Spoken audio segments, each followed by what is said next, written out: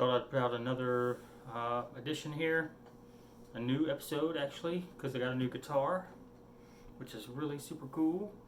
This is a Recording King. Of course, I have my tuner on it. It's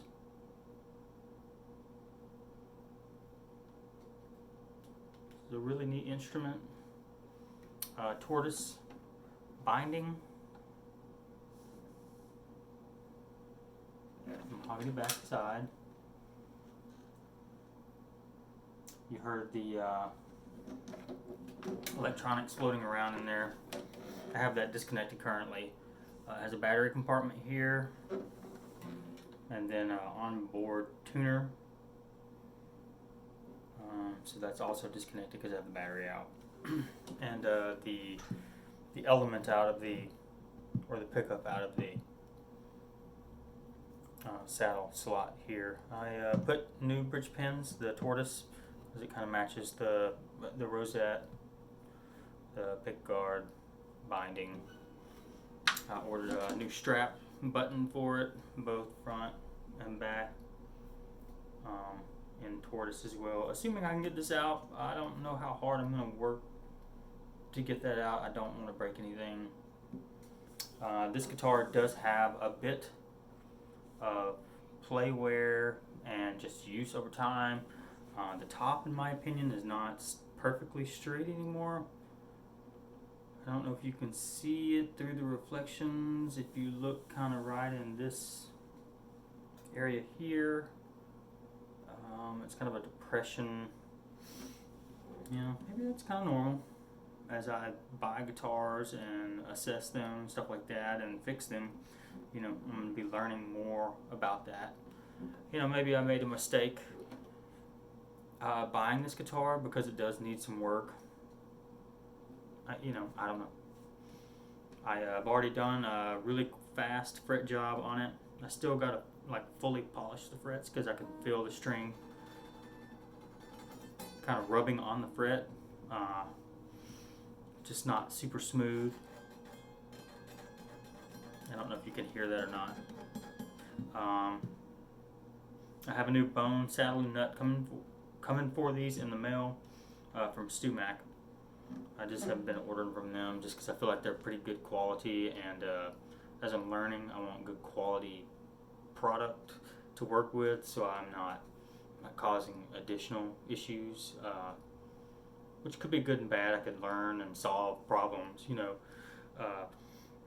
but also there could be, you know, returns if I'm working on instruments and stuff like that where, you know, the product's not holding up. So anyway, I think a lot of the luthier stuff, kind of a side note, is a kind of a confidence thing. You know, you don't just readily go drilling holes in guitars here that cost $2,000. I mean, that's just kind of scary. So you better know what you're doing. That's just kind of what I've been learning. So that brings us to the Recording King. These normally have a bone nut and saddle, I guess, if you were to buy them new. This has tusk, which I'm not sure why. Maybe the bone was scavenged and put on something else.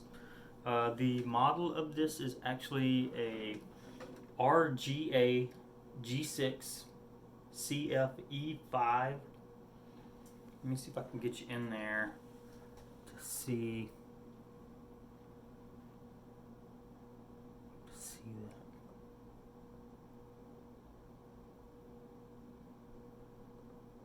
Cool. Anyway, I figure you're here to hear a sound clip of this. We're 4 minutes 20 seconds in, so that's good enough.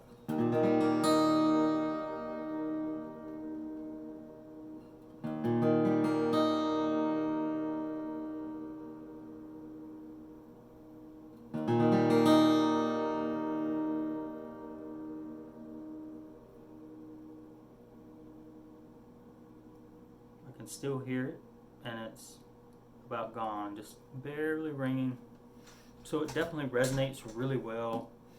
I imagine that the bone will improve that significantly. The tuners are pretty terrible. They're really sticky. I may try and see what I can do to kind of maintain them, but I'm not sure what I can do there. So we'll take a look in the next couple days on that.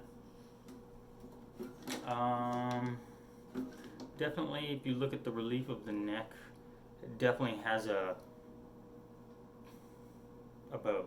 You know, it's had heavy strings on it, or it's old and it's just been at tension for a long time, or something sitting in the case. You know, who knows? It's got quite a bit of finger spotting in here, so it has been played a lot. And then I also scraped a crap load of like a gunky stuff off of the fretboard, almost like a wax.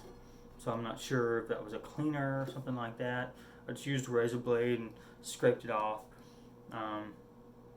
Sanded it, steel wooled. You know, we sanded the frets themselves. There were some high frets in here, so I kind of like knocked them down a little bit, you know, by putting marker on top of the fret wire, and then, you know, sanding it until I saw silver, noticing the black spots that were remaining, you know, periodically. You know, the black spots remaining would be the low. We're trying to get just to that very point, you know, maybe even keeping that black to some extent, because we don't want to sand down the frets more than we have to maintain playability long term.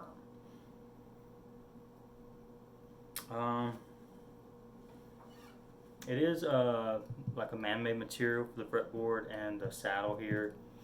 I don't know for sure what type of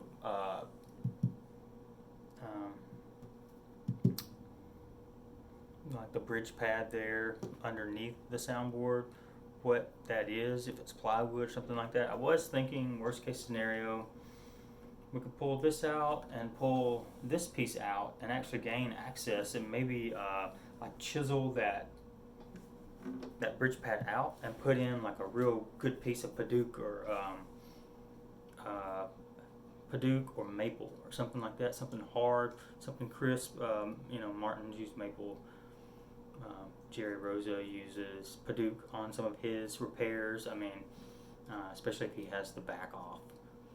You know, why not upgrade it? And especially if I have access to it, that's a project guitar. Unless I decide to flip it, you know, if I could get 225 out of it or something like that, once I get the bone nut and saddle on it. These are the D'Addario strings, just the custom lights, with just a little bit more fret work. I mean, this would be a super cool guitar. I don't know, but I am hoping that the sound's a little bit better once I put the upgrades in it there, the bone upgrades.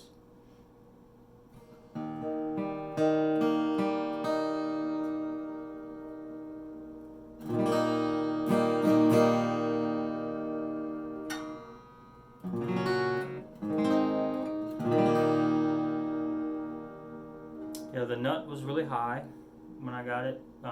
The seller said it was a medium-high action. You know, maybe he was playing slide on it. Who knows? So I had to lower the action of the nut. It's still a little bit high, but when I was playing it when I bought it, it was like out of tune. You know, just playing the normal chords. And so I've got it a little bit more balanced. I'm still struggling with the tuning of it, and I think partially it's because of the bridge. It doesn't actually fit in there. As you can see, there's a little tiny piece of plastic filling in the spot. And then if you look along, there's actually multiple lines where, you know, different strings have been. The string spacing's not perfect on the saddle there. So I can definitely feel myself getting a little bit confused of where my strings are, because like the high E actually is slanted. It's closer to the edge here than it is here. So it's just not, you know, and maybe I'm picky, been playing too much Martin, I don't know. It's just having a high quality instrument around really kind of brings you full circle in terms of what you expect to feel. So.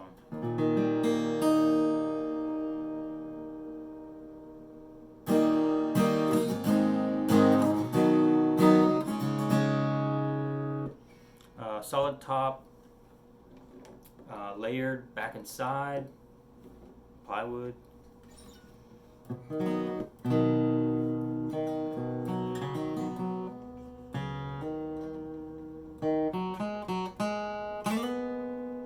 Has a really nice high end.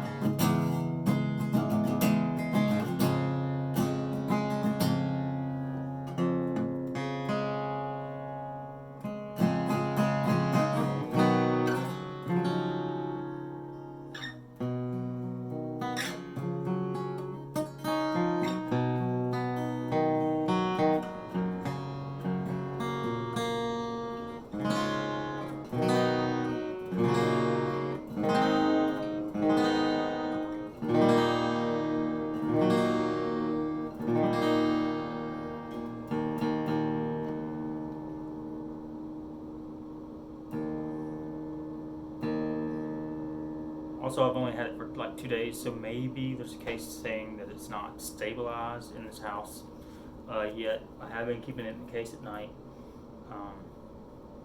and especially if I've been not playing it. I've been keeping it tuned down at least 2 steps to D. Right now it's in D sharp. I just kind of like playing half step down.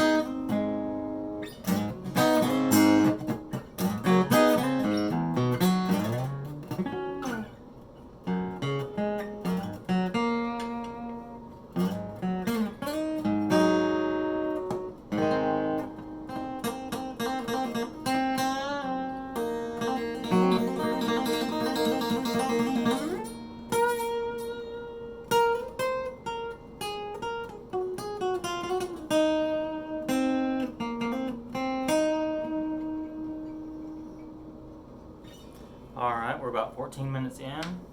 Let me know if you have any questions about this guitar, if you'd like to hear anything. It does seem to be really comfortable to play. As I'm just kind of sitting here, it just kind of naturally sits in my lap. Because it is a grand performance auditorium, I guess, GPA. Grand auditorium, sorry. So